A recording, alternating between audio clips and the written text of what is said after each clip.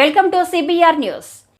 పల్నాడు జిల్లా చిలకలూరిపేట పట్టణంలోని స్వామి వివేకానంద విగ్రహం వెనుక వైపు ఉన్నటువంటి doctor Muppala Hanumantharao hospital complex లో ఉన్న ఎస్బీఐ ఏటీఎం దుస్థితి. ప్రజల నుంచి పలు లావాదేవీల పేరుతో సర్వీస్ ఛార్జీలను గట్టిగానే వసూలు చేస్తున్న భారతీయ స్టేట్ బ్యాంకుకు చెందిన ఏటీఎం వినియోగదారులకు ఎటువంటి సౌకర్యం లేకుండా 24 గంటల లావాదేవీలు జరుపుకునేందుకు వీలుగా ఉండాలి. అందుకోసం ఏటీఎంలో ప్రజలు జరుపుతున్న లావాదేవీల్లో కూడా బ్యాంక్ వారు డబ్బులు కట్ చేసుకుంటున్నారు. మరి అంత బాగా డబ్బులు కట్ చేసుకుంటున్న అధికారులు వినియోగదారులకు ఎటువంటి అసౌకర్యం కల్పించకుండా ఏటీఎంలు సర్వీసులు అందించాలనే జ్ఞానం లేకుండా ఉన్నారా అని చిలకలూరిపేట పట్టణానికి చెందిన వినియోగదారులు ప్రశ్నిస్తున్నారు.